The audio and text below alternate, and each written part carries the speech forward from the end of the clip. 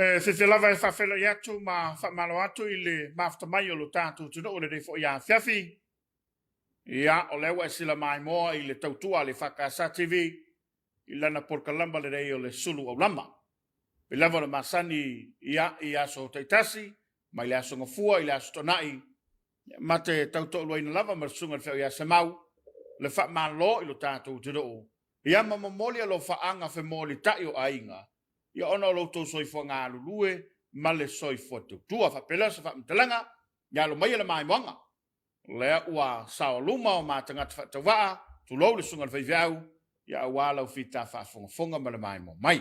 Soifo moria se bau dias. Ia, nange mai lau fata pala, ma lo fo i le fata utengi o whiau, ma tiu te sa whianga i le neaso. Ia, au tatu ia i le neaso langi lek. Ana ia. Ane tēnei le aso e ni fōringo se timu. Ia ai, ngone lava i o tātou tino, le mawhana whana ave mālose le la. Ia o le whai nongo voi leo le. Ave mālose le rofa maleanga leo le atua i si o tātou atanu. Mapu mawhiane, la fole taula ma malolo mai whiau ngā ruenga. Pa ia le au whai ngā ruenga, tai wha le malo, ma malu wha le atanu, sa ma whai ngā, ia o le anta oto ia. E leo o iai se tautalanga ma le saunoanga le sunga le whaiwhau, e tau iei na ma lo atu, ma lo le papale, ma lo le ngā lulue, le ngata i Samonei, e whapefo i Samoa i tu e fio le lalangi, o le ua ma ua mai le tātou porkalama, i le Afiafi le rei o le aso whareile.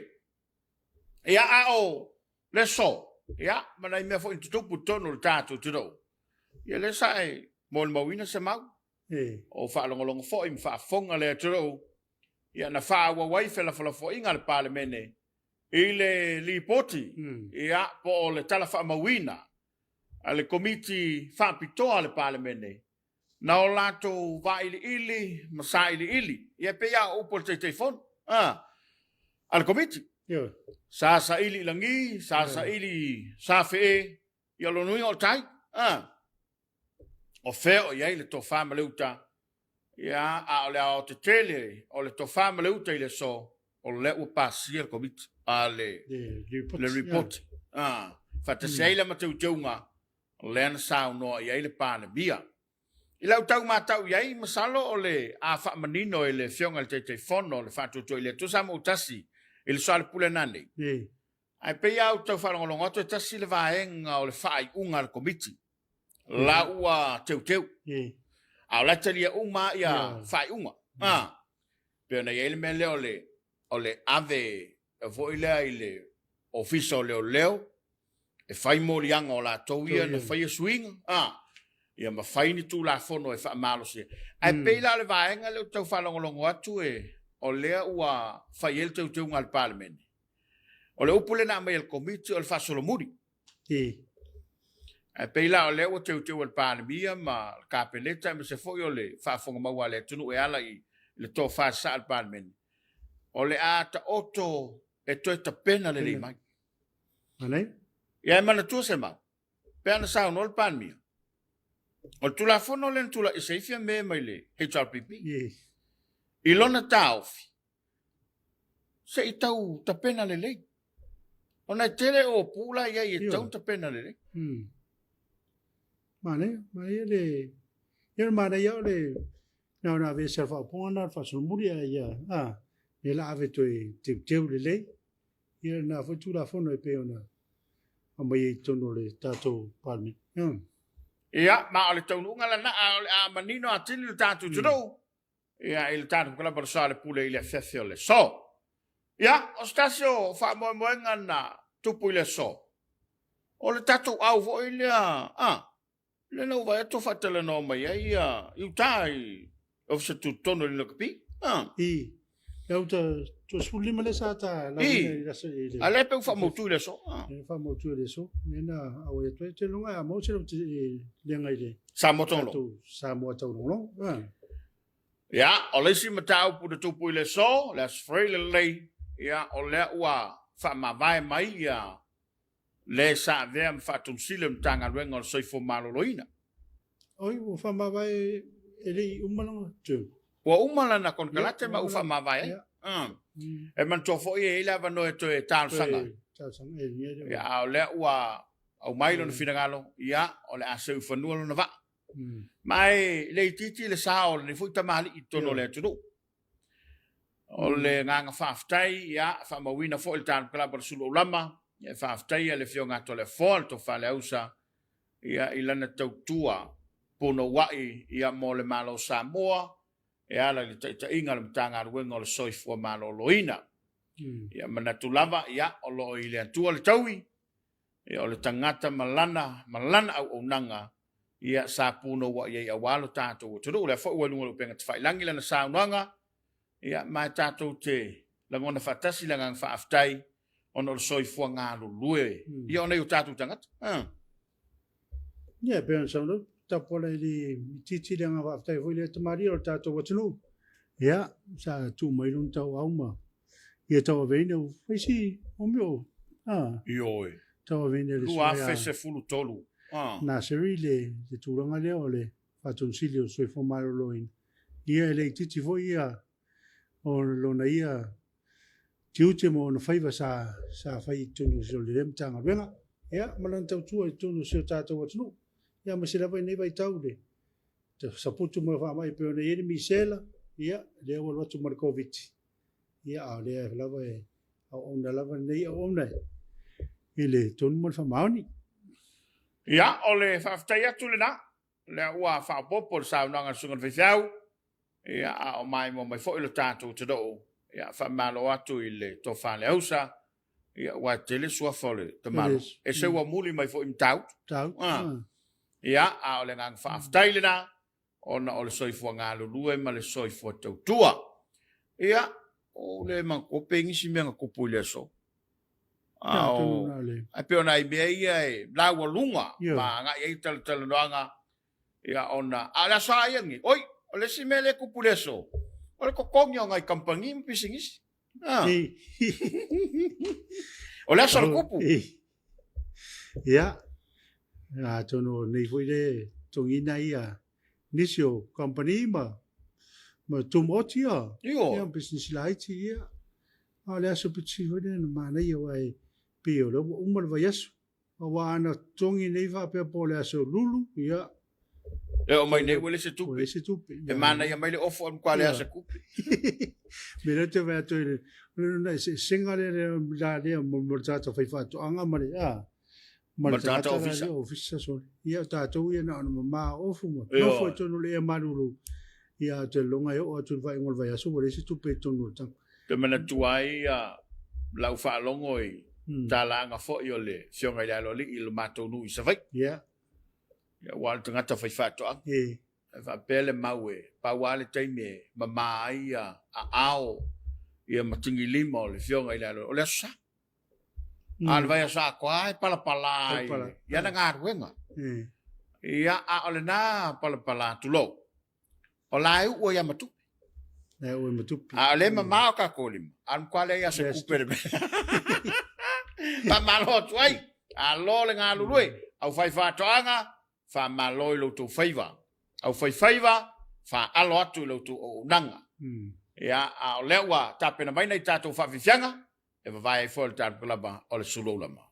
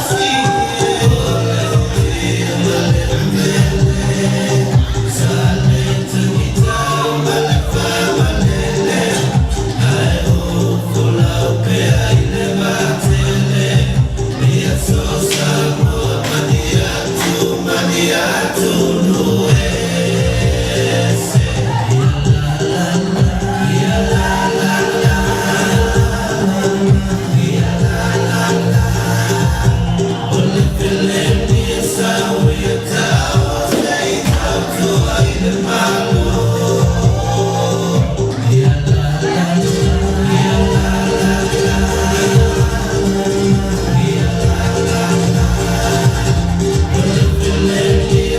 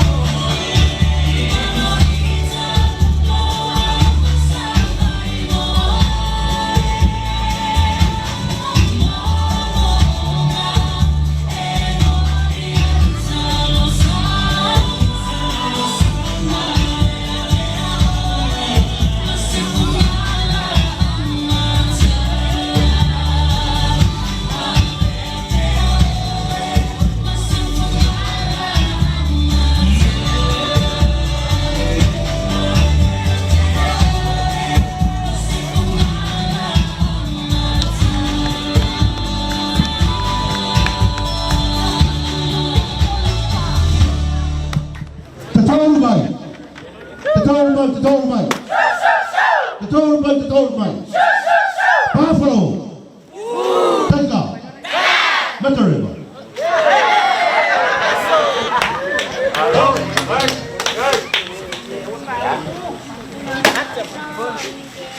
Câu liễu là mình có trò đến văn.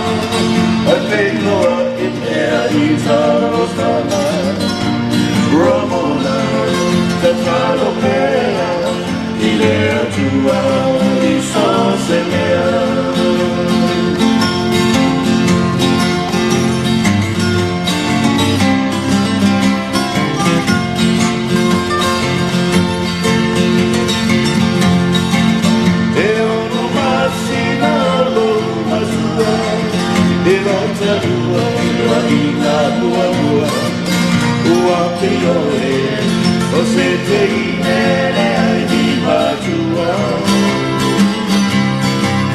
au e tu e na hoa ua o tu e ka uita na tu tauna na tu Ramona o e le pere me whakea wa o sola e se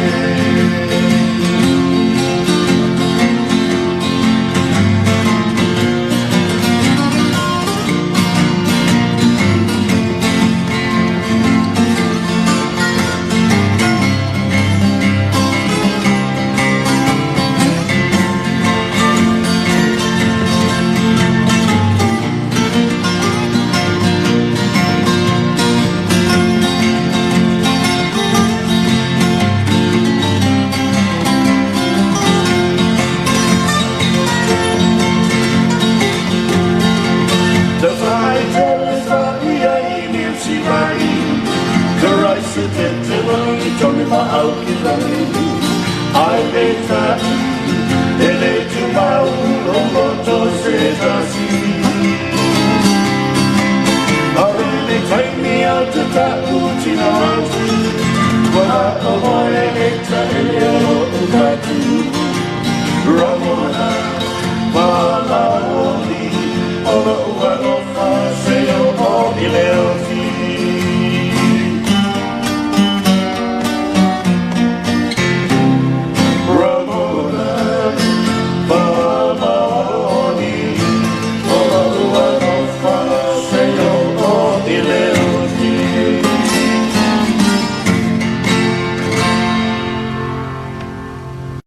Suluaulama lava ia se mau o le whamalo. Malo. Ma le whaafitai malo whaaga e lo tātou o te rau. Whaafitai le tautua le tanga rongo pisinisi ala muria maleipa. Whaafitai atu SOS, whaafitai tele lo tō sosani mai. Ia, awhiane fo ese upu le tamā pensione malolo. Whaafitai lau sunga sua, ia, lau sunga popo, ia malfatua, ia maise le kampanilea, le papas instant koko. O le tala le amai. Makua alu wale ko. Ale foi lau te mafau se mau. O le oso le lei ale mo fafo. Mo tangata e malanga. Ele tu e wa me foi fa tau le pe o le pusa. Ia tu le lei ia pe sfulu lu el tasen. Pe lu furfa. O le oso le lei ale. So le ale wa ele tu tau tinga inga toi. Foi le se tu inga koko se fa pa nga koko. Wa pio mi ai masina ave al pusarale ia. Wa umau. Yo. Fai foi la fa fonga le foi nga wenga le. Papas instant koko. Mana ia fo ese sila le vala le. Yo. Tu pusa fa tasen. Tasen, fa lo tasen. Lu furfa. Lo fa. Ia, ona fa tau lo le tu. Ona ala. Yo. Nai lo le tau alu ma tau amo mo meo tanga pepa fo le koko malu. Ia. Le fangu le. Le ala ave to le tala i Samoa. Ma le lo. Ia, ma le ore toi le lei o fangu le mautino ala sefe le ko. Toi le leilo na quality. The quality is Toi umina tu. Ia awa oe malo ai. Awa koko malu le. Ia.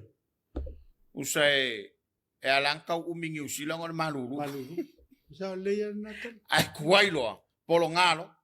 Al koko lalea. Ma tu tala toi ne lua tau sang. O le kele o koko ia le o tu tangata le fa so tu nei. Ia va tu ia pa me mana ia o le fai o koko leisa. Ia. O le koko le ko pai. A se opura se fai o se ti foi ia. Ole au. Le isten koko sa mo ala Na tonua. O le tulanga na. A fai fo na te fa fo mai ta pena ia malanga ba le tala fe malanga inga. E le ngata tu no Missionary Samoa. O le sa o ngala le. Vala wan el tanto numela na pe o no to si la fia o fa la ulo atu. O ka i lo pusa koko. Pusa fang koko. Wa le fang. Ya na ya lu ale mo e lava le na fai moso. Ia mo atu no ma. Wa Missionary Samoa. E tele na la e mo me o kanga chips. Ia o ke sainga. Ale la wa i mele so poponga. Kamala ngal koko fangu koko. Ma na ia foi el melhor que senga e ingo koko le. Awala le mo America Samoa koko la. O le kako koko malu la fo I koko America Samoa wai e ko kusaka ko mo le koko. A le fainga le pe nga ye le papas instant koko. Ele mo wala yo. O ele to le vanga le America Samoa koko. A fo le te fa fo mo fa ko kusaka ko. La fo e fa le koko o. A o le fainga. Kamala ngai le mo yo. No winga la ta sile na fa also manaya ia mo nei tato mo tua. Oi. Ya fa malu lo Samoa la le tolo lo wina o to lo fanga. Ia no tato temi ai mai se. Ia ono ni so por kalami. Ai o le ua ta pena mai ni so tato fa fianga. Ia o le o sautu planga tala vo le o va vai atu. Va vai atu le ua ta pena. O le o fa fianga fa Samoa. O le a mali le o kala vo la ku mai ni fa fianga. Le o ta pena mai ne tato fa fianga e va vai fo le tato kalaba. Ia ile le EFKS tato kalaba o le Suluaulama.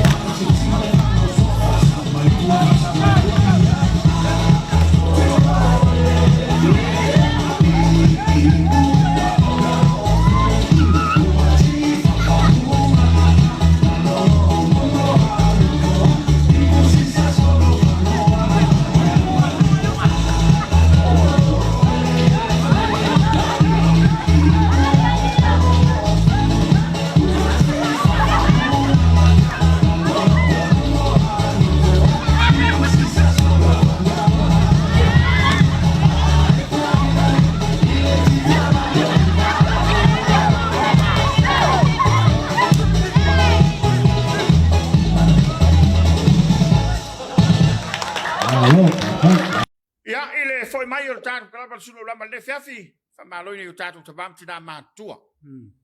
Na toa fa mai upo to ina wa manta ona fully mai le tua. Ele fa pe voile le ke la ku amakanga ngo fa fa sang ai fa fully ko fa sang mai yaoi. Le wa manta na matua le soifua. No winga wa nganga ifo le la le soifua. Ia le fa peisi o le pula le la ngoto. Ele o koe malosi ai pe inga pula mai lava. Ia pe o le fa nginga le nai ave na yo tatou matua. Aftai au tau fa marianga. Le sile mea sa mau o le o tele na bisi te mile. O le alwe ave le apa fafano, ave le mea ai, ave le puvai.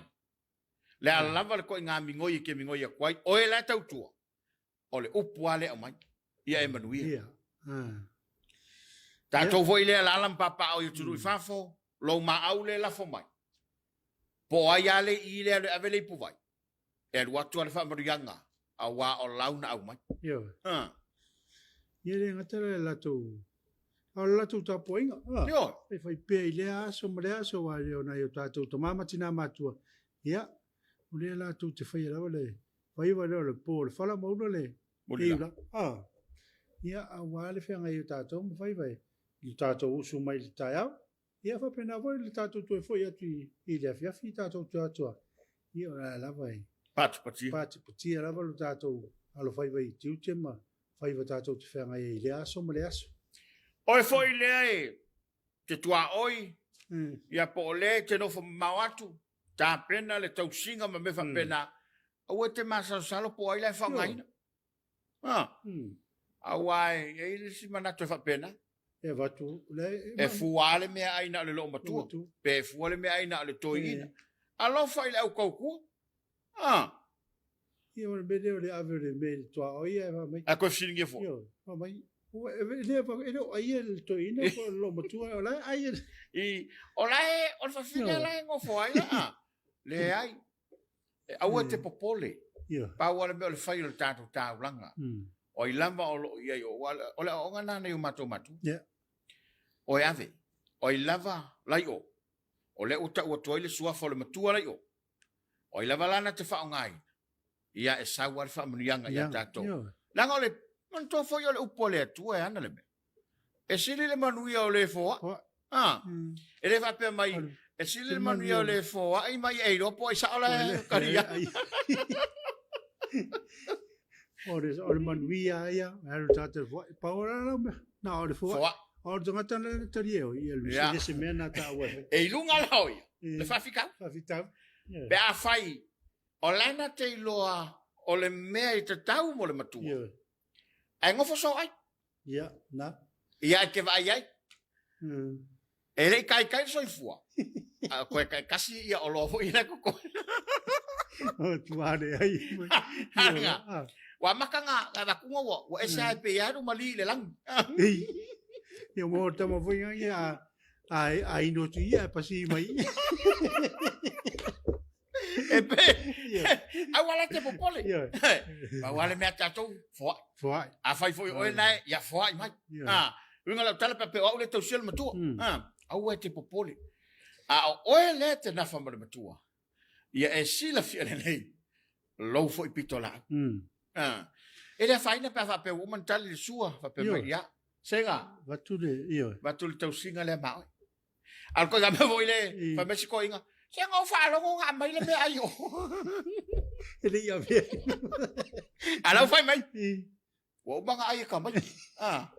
Alang ngo fu mga ngamar kamalo. Aba ka fa penga mi ois. E fa ta telefon e se le manuia na po na. Fa ka kalafo, al kwale ma vo. Por esse meu lá vou abrir meu. Ala usa muito. Na foto muito tiro. Fa ta ta. Fa mai. La uma ya ni ai. Dios ko ingala. O lau kausami o se elang kausami. E fofo ya ia le me. Fa no ku. Sole. Va kule apa. Ai pe ole ma ua na fa manatu. Ma ua na fa so ma sunga fe fe au. Taua ina tu watu yo fa ta fa funga tu ya joe. Oele au tautua ma oele foi. Ya. Manatu le tape na mai sa tu planga televou. Fai fo na fa funga tu planga televou. ia o le tulanga lena e a fuai su taiao ia wau manuia mai se foi pese ia o vingo le tua ia tali tulaono tula mai tatu te tai sami ia o tātou Tapuaiga e lea Afiafi ia a lea ua saunia le sunga le whawhiangenga ia watatangi a swir ia o le whawhiangenga taulangi o le EFKS Samoa mai fausanga ia o le ona le tua le te ia le tatu sauninga a mai ala tatu por kalamba lea por tatu Tapuaiga Afiafi e toi foi mai le tatu por kalamba Suluaulama e le ngata ina faa wau pea la ma faa so ia ona i faa linga o taunu mai mo le sila fia le mamalo le tano alo mai le mai mo e le sao faa fianga faa le nganga ma vi ingo le tua ma le Tapuaiga Afiafi le tulai ono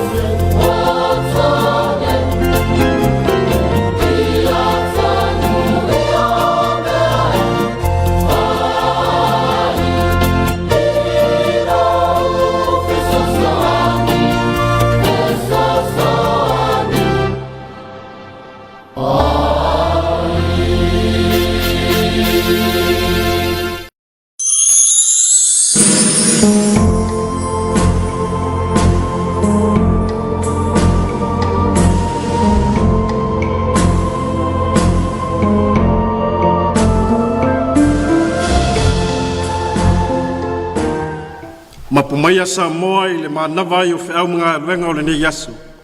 Se o tātou Tapuaiga i le tua. Ona tango ai le o ia i areto i 5 fua mai e 2 lau. Ua tepa e i le langi, ua whaafitai, ma tofi. Ua watu i ona so. La tau te laula watu ai i le motu o tangata. Se i o tātou te talo mo le nganga paia. Nganga paia e lo mātou fisoa soan sili. O le nganga e tonu ma ato atoa ai le Tapuaiga alo watunu i le nei Afiafi. Afio maia e wha ato atoa lo mātou le ato atoa. Ina ia mawhai o no mātou Tapuaiga la ufio i le nganga ma le wha maoni. Mai ua atuai le nei sao ninga ma le Tapuaiga. E whai mavi inga o la ufio. Le suafo Yesu Keriso o mātou wole ma te talo atuai nei. Amen. O le whaita wina o le awhionga paia le atua. O le tusi whiwhilia mo I tātou le nei Afiafi, o maua mai le tala le leina whaamawina e luka I lona tau poiva. O te whaita wina le whaiupo e sifulu ma le lua, whaangata mai le whaiupo e sifulu ma le fitu. Tala le leia luka I lona tau poiva, whaita wina mai le whaiupo e sifulu ma le lua, se ia whaangata I le sifulu ma le fitu. Whaafonga I le whetalai mai o le atua, e ala I lana whionga paia. Ua taunga ngaifo le la, o nao mai le ia te ia o le toa sifulu ma le toa lua ua whai mai. Ia e tu ina atu le motu o tangata, ina ia lato o atu ia ai ma whaoa ai wa lata mai, e api ai, ma maua ai mea e ai, a wao le mea ngao wa tato iai nei. A ua whetala iatu ia te lato. Ia o tau avane ni mea ai ma lato. Na lato whai mai lea. E le ai ni a tato mea. Nao a reto e 5 fua mai e 2 lau. Se ilonga ma tau te oe whaatau ni mea ai ma nei tangata uma. A wao ila tau pe toa 5 afe o tani. Ua whetala iatu o ia I ona so. Ia o tau whai atu ia te ila tau ia ta oto I vasenga. Pe tai toa 5 fulu. Ua la tau whapea lava o na whai. Ma whai atu ia te ila tau uma ia ta oto I lalo. O na tango ai lea o ia I areto e 5 fua mai a e 2 lau. Ua tepa e le langi, ua whaafitai ma tofi. Ua watu I ona soo. La tau te laula watu ai le motu o tangata. Ua la tau ai, ua maa ona umalawa. Ona fue leo a la tau toi ainga. Ua tumu ato e se fulu malelua I fasi mea. Whamanu ia mai le atua I le whaita wina o lana a whionga paia. Ai mai se foi o lau whalonga longo ma la tātou whaafonga. Mai atu maupea ia te ia luna vi inga e whaavavau. O le launga e le suafa o le tamaa le alo ma le anganga paia. Amene. O te fia whaunga ina le foi upo e se fulu ma le ono. O le tusi sa whaita wina e matua ai mafo whaunga o le nei Afiafi. Mai whaapea na toi whaita wina. O na tango ai lea o ia I areto e 5 fua mai a e 2 lau. Ua tepa e le langi, ua whaafitai, ma tofi. Ua watu I ona soo. La tau te laula watu wai I le motu o tangata. E fia wha au tū ni maa whauwhaunga whalea nganga Samoa. Mo I tātou le nei Afiafi le wha upunga wha penei.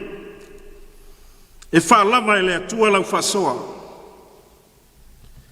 E wha lava e le atua lau whasoa.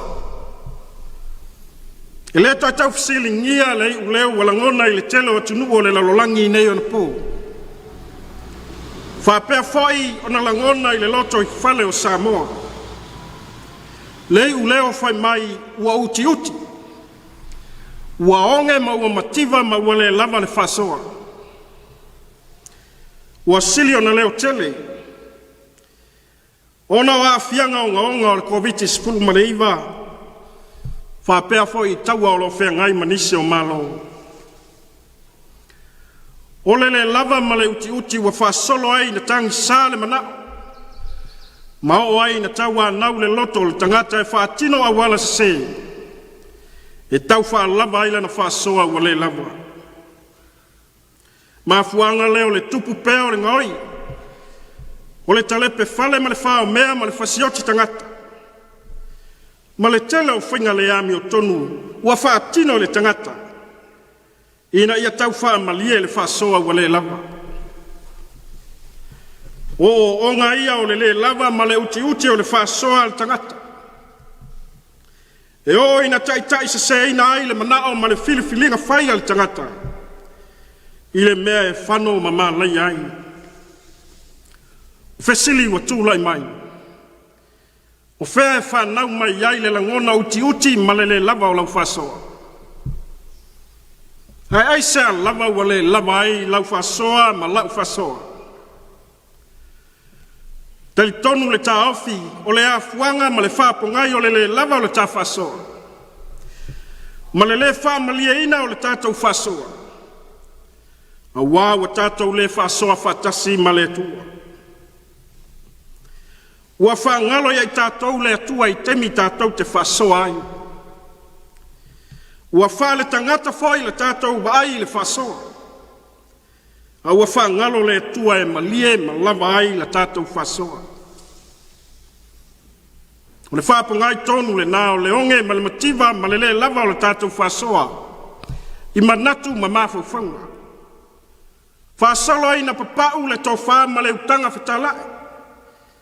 Ua ama le vaai le atua o le tō whālo loto, ma le utanga ma mao. A ua whai lava I lo tātou lava poto ma le malos, ai whangalo le atua. Whape nā se vaai le mea na o iai le whasoa so o Yesu. E tusa o le tala aluka e peo na whaita wina. Ua taunga ngaifo le lao le ngā luenga tala I Yesu I se tasi aso. Ua manao mia foi e Yesu le whasoa le auso.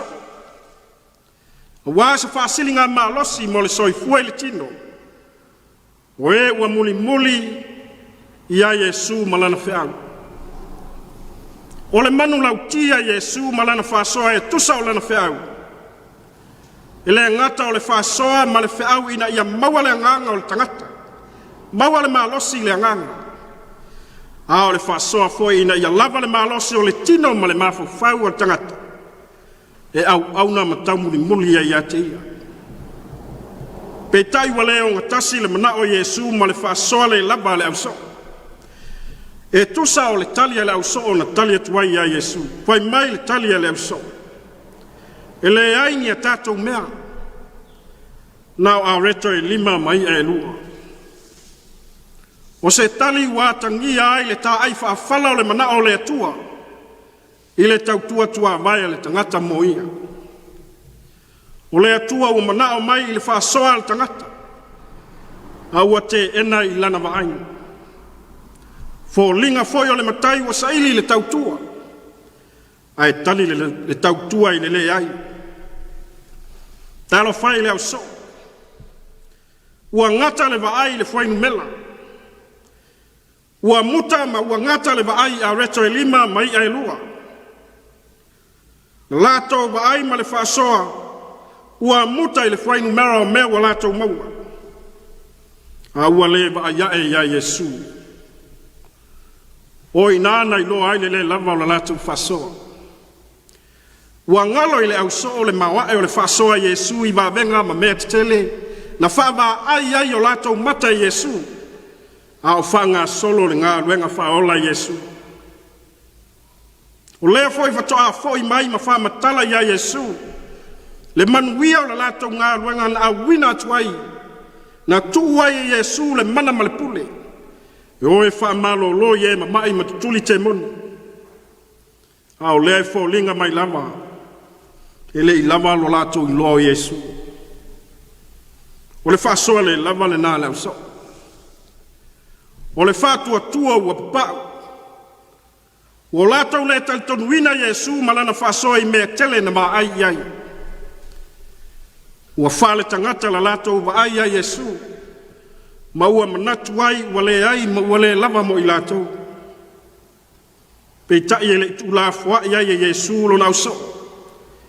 I tu wasa o le papau malele lava o la lātou whaasoa.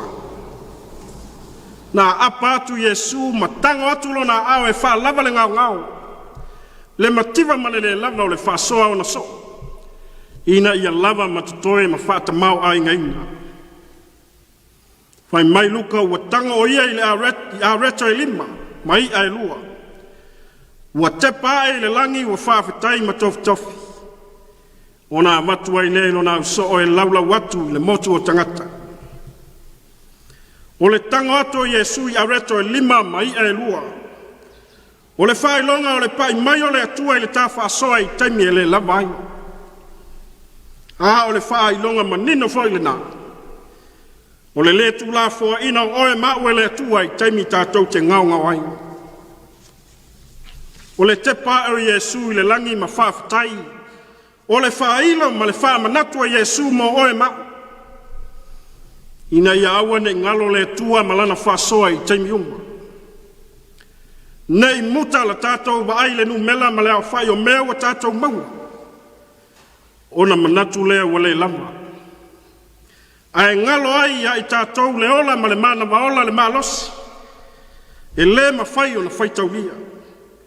Ma le sosia e tele o le atua o lo si o mi ai. Ma wha ofu ai lo tātou wola I le lalolangi. Ia mana tua o le atua lava na te tofi tofi ma au mai le whaasoa. I mea e te tau mo lo tātou wola. E le ngata tātou te maa onai. A e te toe lava fo I e whai maoso I lo wainga. O le whiau le nao le tala le lei lau whaafonga Samoa. O se toe whafangu a o se whaamalosi. I lei uleo wala ngona I le tātou whaasoa I le nei vai tau o le wholangua. E le toi pōmala e le lava ma le uti uti. O lau whaasoa I mea ua maunga. Whaatino ai lau tautua whai a inga mano. Whapea foi le kale sia ma le malo. E le toi nā tia foi la lo le tela o whawhita auli. Ua whapuna whanau lo tātou loto I whale. O nao le lava o le whasoa. Ua whatupu vevesi ma whatupu misa le lava o lau whasoa I to tono lo ainga. Whapea foi nuu ma le tunu. Ua sa tia foi le maa ave le fua. Ma le olo nei whanau. Talu le lava o le whasoa. Whano foi le ala ma mau le soifua nisi. Ona o le tau whamalia ina lava o le whasoa ua le lava. E manatu foi le langona o le tele o nisi o sa wanga o lo tutupu ma afia I le ola o nisi. Whanau mai lava I le lava o le whasoa. Talo whai. O ai a puni matangi matali le lava o le tātou whasoa I ne yaso. O ai a sa ili ai na te wha lava lo tātou ngau male papa. O le mea mautinoa Samoa le maua lava I lalo nei se lave. Tātou te whiua sa ili solo. Ma sa ili le lalo langi se tali. O le tali lava tātou te maua le lava. Se ilonga lava wa tātou lufi ma whaasoa whaatasi ma le anganga o le atua. O na whatoa ala ngona le I o tātou loto wa lava. Pauale nā o le fō o tātou le lava. O lo tātou tuu I le atua e whai mai le atua le whaasoa. Aisea, le anga e leo ni tātou mea. O mea uma le atua. Tofi mai le atua. Ona malia leo tātou loto I lana whaasoa. O le whaasoa le atua e lava I teimi uma. Tātou te whiu e whaungai le uma. Tātou te maa ona a e tutoe pēa le whaasoa le atua. E whai maoso I lau ainga. O le whaasoa e le ngau e le mativa lava i se taimi. Le whaasoa e file muwai a inga. File muwai atu nuu manu. Whialo whani ma whialo lo whaai ai tangata. E maa whana ai maa tanga ma maua i pele fia ma le loto malia e tangata umba. O le whaasoa e lewa ai whaapito. A o le whaasoa e lewa ta si ai lana whana uma. Ina ia ola fia ma ola manuia. Le whaasoa na o ai lava ina maliu lo tātou wali o Yesu. O le maliu ina ia wha lava ma wha ato atoa lo tātou le lava. Masanga wha o aina ma wha tamau a inga lo tātou wala. O le whaasoa le nā ua lava ma tutoe mo oe mau Samoa. Tātou te sau whangā ai I lona malo. Pea whai tātou te whātua tua tu mau ma talitonu ia te ia. Ma le loto whamaoni. Whamanuia le tua I lau whasoa. Ameni. O le tātou pese I le tua I le pese usaunia.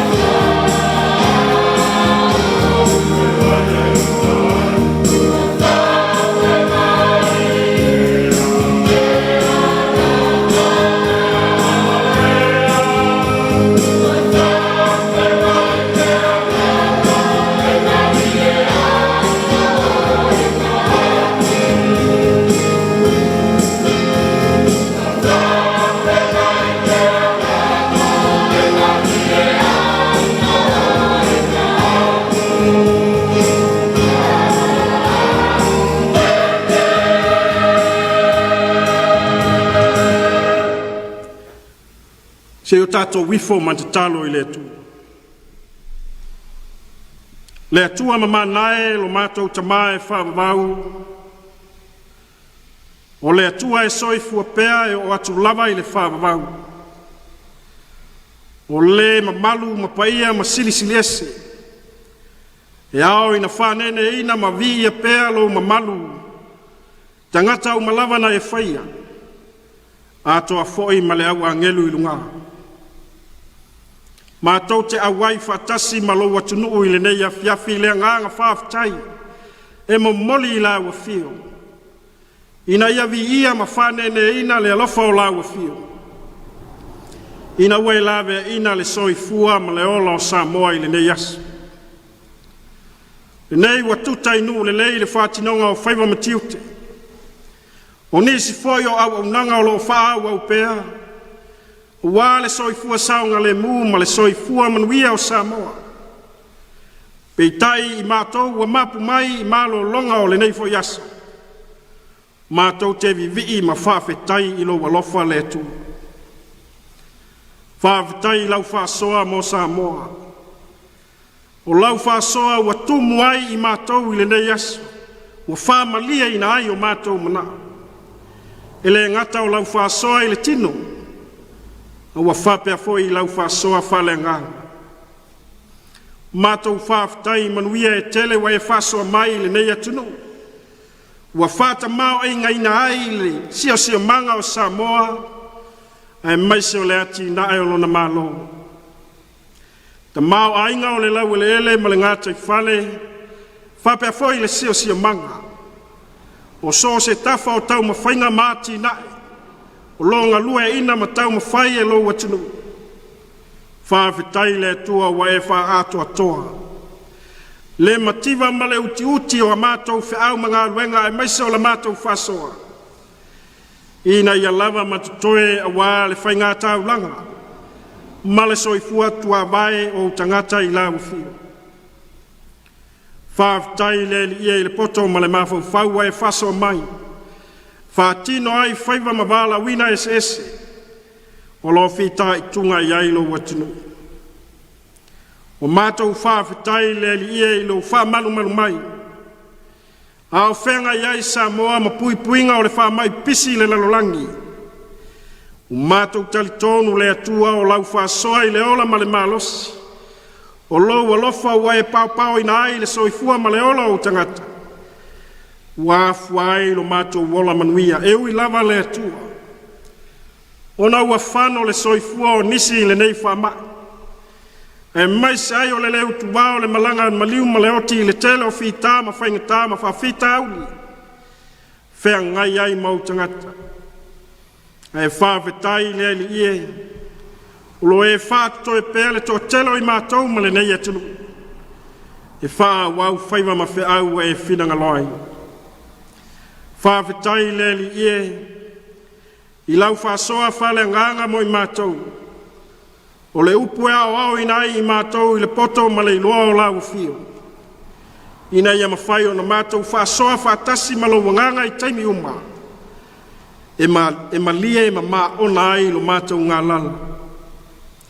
Whawhetai le mawhtanga ma lo wanganga paia. O le nganga e mawai lo mātou fia ma le lo tuteli. Mātou te ngā lue ai ma au nai pēa I whiau e te tofi ai mātou. Whawhetai le whasoa la wafio e ala le soifua ato tō Jesu Keriso. O lau whasoa ua lava matutoe. O wā le whaolaina o I mātou. Ia tūmau pēa I la wafio le whawhetai ma le viinga e o I le whawawau. Whawawau lama. Mātou whāto ese le ie wā o mātou talitonu. I le asa foi le nei aso ma o mātou se. Iai lava foi o mātou whale tonu ma le ato atoa I le nei aso.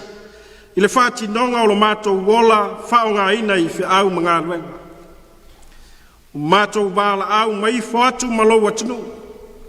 O wāe lei lava se mea lilo I le sila whangati a lau whia. Mātou te tālo ma whamaulalo i o luma. Te ia e whamangalo mai le i whonga Samoa. Whamangalo i ona taitai. Taitai whane mālo ma taitai whale kālesia. Taitai o nuu ma inga. Mai mātou taito tasi. Wao i mātou lava o tangata anga sala. Malele ato toa i o luma. Ia vea ia le mana o le toto Yesu ke riso lo mātou wali i whaola. Whama māma whama ngalo i nai i mātou uma maloa tunu. Mātou wāla au le li e mo au whamunianga mo Samoa. E te whamanuia ai le nei atunu ma lana whainga malo. O mātou iai le nei vai tau e patipatia. Ma whamanatu le atoanga o le ona sifulu tausanga o le malo Samoa. O lau whasoa o wale manuia o na tangata anu. Mātou wāla au ma te tālo i lau fia. Ina iei leo leo ina pēa le sao Samoa mai le tele o whainga tā ma whawhita auni. Ai maise o le whamai o lo whamalu malu mai lo mātou watunu. Mātou wāla au le li ie. Ia iai au whamunianga i le ngāta i whale o le lau ele ele e whapea foi. Le sio manga o Samoa. Ia whata mau ai ngaina e lau fio mea uma. Tua iai le soifua tau tua o tangata. Ai maise o le ati na e manuia o le nei atunu. Ia e wha manuia foi i tama whanau o le atunu. Wa tō e se i atunu i whafu. O e wa whaima ave fua o le nei atunu i tā longa ma so se tau ma whainga. Ia iai lau wha manuia le atua mo i lata uma. Whamanuia whanau le whenga iai ma o aunga. Whea lava se tafa o lo o tau ina ai alo ma whanau o Samoa. Ia whaata ma mai ina i latou. Ai a silio na o ina i latou le poto o lau fio. Ina ia maua i latou le awa ma le whau tauta. Whafoe ina ai lo latou wola o ina. Wa se manuia o Samoa i le lumana. Ia e whamanuia foi e soi fua o Samoa. I so se ati na e matau ma whainga. Mai lava i tonu a inga manu mai tu malo. Whapea foi le atunu atoa. Whamanuia i lau tala le lei. Malana mo ni mau i Samoa ma le lalolangi atoa. Ia whamana ina pēr la upu. Ina ia maua nganga o tangata e muli tui i lau malo ma lau finangalo pa ia. Mātou mana tua foi i lātou, o lo iai le toese ona o whāsalanga, whea ngai mai lātou, i soli ngātu la fau. Mātou te tālo le tua ia e la vea i le soi fua o tangata. Ia o ina i lātou mai le ola se, to e fuatai ai se tae au fau, a wā le whātinonga o whe au e finangalo ai. I lātou o lo iai maota ngase, o so se no fuanga o sulu iai a wāle, soi fua manuia ma le soi fua sao ngalemu. Ia iai lo aula vea mo i lato uma. Mātou te tālo le ie le angato Samoa ia na malo longa o le nei foi pō. Ia tausia i mātou uma i le alofa tu noa o lau fia. Ma taitai atu le soi fua ma le ola o tangata i le tai au fau te au mai. Wa mātou te tālo ia le li ia. Whātasi ai ma le tele o mana onga o lo i le loto o le tangata lava ia. Mātou te ofo atu i lawa fio ina ia whaia pe iailo lava finangalo. Ai awa lava le whaia o mātou loto. Tu mau mai ai lunga o Samoa ma lunga o lau whana umai le lalolangi. Lo lava manuia ma lau file mu le tua lo mātou tamaa. Le alofa sili ese o Yesu ke riso lo mātou wali ima lo mātou whaola. Ia mā futa ina lava i mātou e lo wanganga o le whāvavau lava. Amen.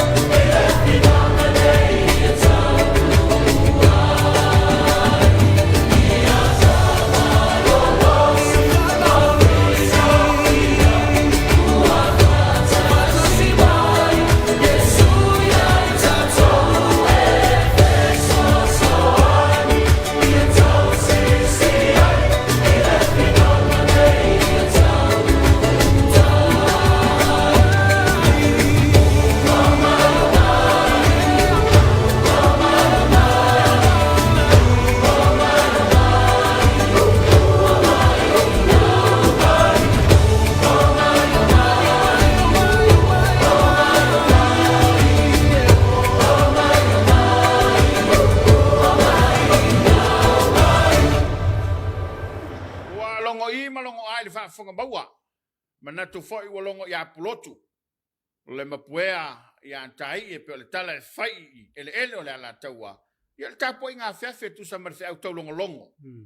Sa te pena ia i te tau sauni. Ia, morele nganga whaafitetele le sunga le whawhengainga. Ia wa te tangi a sweru. Ia ma le whi au tau mulmule le Afiafi. E whaalava e le atua rau whaasoa. Hei, whekau i le me len kakalango ai. Len kakalango i ngale la. Whaalava le io le talawa le o le. Le whawenga na whai Yesu i ai lua ma. Areko. Ia maareto e riwa. O le tā ua hoi le se mau o tātala no. O le ua, o no whale sa tu ia mai whina ngalo le tātu. Tino. A pe o le ua, ma nei a fo e se le tā ua le whamanatu le. I le nei teimi. Ai mai se lo tātu i le whamai. Ai mai se lo tātu i le tele o le mau whaniu. Ai sila se mau, au te lo a whape o lai ni whamau ngam tanga runga soifo malolo ina, po whale maliu. O te lo se tausanga ese le nei le oso mawalunga. O le foi numero i la tau wa mani. Ta te ia wha mai ia. Ai mō whaalave lave ma ngase ma mea wa tupu. O le matuato o te le au mani. O le winga lala u whaamatalanga. I la tatou whaasoa. E le ngata i le taimi, o se leni, o mawhauwhaua. E le whaingofi. Le whaasosoi, a le lau a mai au whamanatu. Tā ua le mo tātou. Ia, o le tā ua le whao, ne aso ia, tātou te whamai mui lawa le atu. A whai atu lau whaasoa wa ngata. Kakalo. Talo. Ia maa te longa fo, ia o le whaasoa na na wa mai le atua wai. Le fo ia le atua, e fo i mai lawa mea e te tau mare. Tau mo le aso. Mare aso le, a o tātou te tau mwhai wai. E ilunga atu lo le whaasoa na wa mai le atua, i longa o mena le whai le. Nā le upoto ina. E ke a apa loi le maaveave mamau. Ngau lo.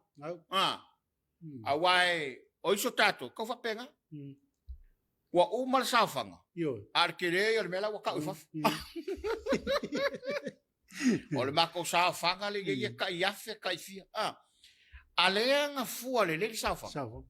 I le whaalave lave le atu. O le mela utu. A mai lo le tupetele lea. Ska mai mele wa fa blavi. Ai fai lo la shoulder. Ko kupo mo mara fa blavi. E apa ku o fa mai o. O le se kupi. Ia tele lo le matala i tangata le. Tele lo makale kakale o. Ola el men ko wo ku. Ka ko lo le upu nga la foi kai o le ku. Ko ke ka ku lo wa. Pe ngo vai ku i tu singa ni se na filta po kala mena. Ola kari e me le va. Fa mai le siko beng. Tapuala. Fa fe kaya mo le va fa ia au kaka. Awala sa. Wa upuna le na la fone utatu ai ngai fa. Ale la ke fo ia mai le va awai. O lo lato tautinga. E a fo ia na fo i mai malo nei so san mo tato. Sa le lo. Ia man toi fo o le tautinga o nei o tato tangata wala. Tongi ala to la fo ia tunu le au mawai. Ia le o na lo fo mai fu ia tunu ia tato. Ia a ole wa tapena mai tato faringa. Wale do fsir fir malo le tudo a mai a falinga o nai fa fianga ona te foi mai le tar klaba o le Suluaulama. Fa silanga fala wa itele mai le office o le faila utusi o le fono a faitula fono. Ilo ilongo tu la fono tau faofi. Ile abatele fa silsila toi le mamalo le tuno o le amatalia ilo ilonga le Komiti Faamisionare o vaenga tau le tamau ainga. Ile tu la fono tau faofi o teuteunga o le tu la fono. O so tanga vale le yo leipa manga luenga lua fe lua. Leipa and Employment Relation Amendment Bill 2022. Mo lanto umai fia faalia fina ngalo pe tu ina mai fo ini fina ngalo tustusia ile nei tu la fono tau faofi. Fa mole fa so tai mai Tony Melbourne Nathanielu. Fa ilo tusi fe so sani va ingo Komiti Faamisionare. Ile telefoni lua tasi valuta sitasi. I tu la finga luenga pole emaili pco@parliament.ws. Ma le whaaloalo, sa tama le atisao ma le fono iti metala, whailau tusi o le fono au whaitula fono. Whasilasilanga whalawa itele mai le ofisa o le whailau tusi o le fono au whaitula fono. Ilo ilongo tu la fono tau whaofi, I le avatele whaasilsila atua I le mamalo o le tunu o le amatalia I loilonga le Komiti Faamisionare o vaenga tau le tamau ainga I le tulafono tau whaofi o teuteunga o le tulafono o so tanga vale le o leipa mga luenga lua fe lua. Labour and Employment Relation Amendment Bill 2022. Mo lato umai fia whaalia finangalo pe tu ina mai fo ini finangalo tustusia I le nei tulafono tau whaofi. Whaamolmole whaso tai mai Tony Melbourne Nathanielu. Whailau tusi feso sani, vaenga o Komiti Faamisionare I le telefoni lua tasi valu tasi tasi. I tulafa ngā luenga po le imeli pco@parliament.ws. Ma le whaaloalo, sa tama le atisao ma le fono I ti metala. Whailau tusi o le fono au whai tulafono.